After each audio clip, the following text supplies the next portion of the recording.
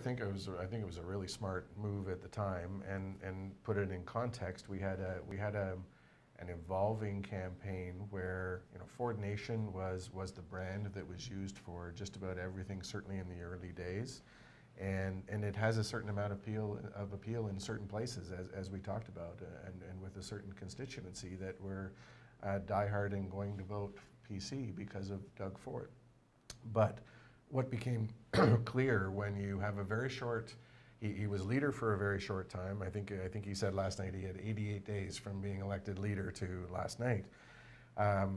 He had a very short time to make an impression on the rest of the province that doesn't necessarily know who he is. And the major medium from a mass media point of view was really through the debates and whatever coverage there is via media.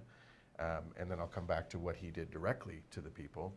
But in that debate format, it's not his strength, and I think he would say the same if he was sitting here. Likely, he's a very good communicator in certain ways, but when you want to when you get questions that are getting down into the weeds on policy, nobody was going to beat Kathleen Wynne on those types of things. Andrea Horwath did her best to say, I can be a very reasonable alternative, but it wasn't Mr. Ford's strengths. So as the campaign progressed and we had a couple of those debates, I think that when people were only seeing him in that setting, it wasn't necessarily creating the kind of confidence he needed to have in him as a leader that was going to win the day. So they made a shift. Maybe it was always a planned shift. I'm not in the war room, but I have lots of friends that were.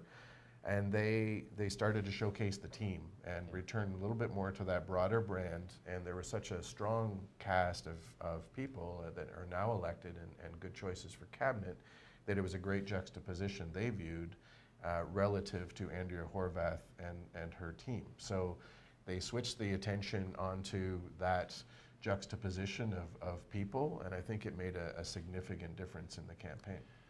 Well, I think if asked, they would say that's why they highlighted the candidates. I have to say I was following the election extremely closely and looking at every poll that was published by anybody, and there was also a period in time when Ford's own personal numbers started to slide a little bit.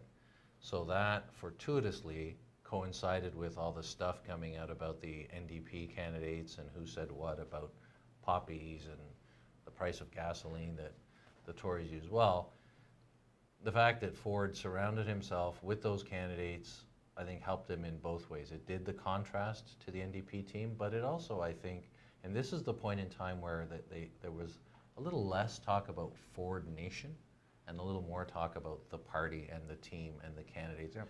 And I agree. I mean, they certainly fielded a really strong team of candidates.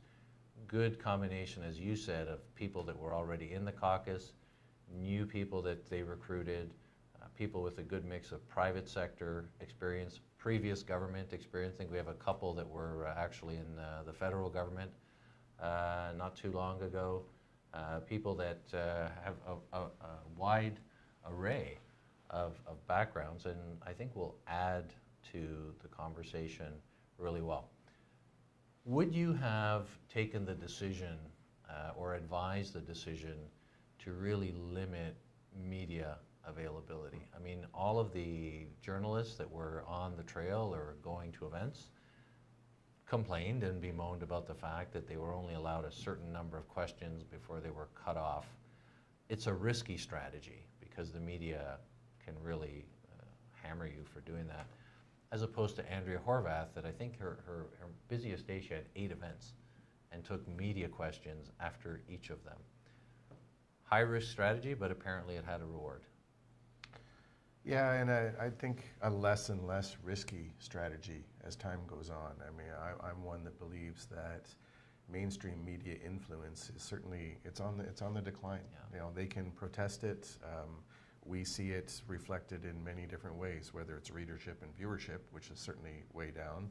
We saw the influence of third parties and the parties themselves online, and most of those, you can take the example of Ontario Proud to give them a plug.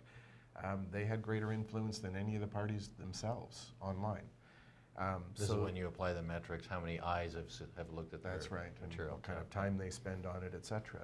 And So Mr. Ford going directly to people with his own advertising, which is targeted, his own direct message, unfiltered by media. I think it's the norm as opposed to an exception now. I did an interview with the National Post early on in the campaign, and some subsequent media around this, and you know, it's certainly not the first to do it. It's not a left or a right thing.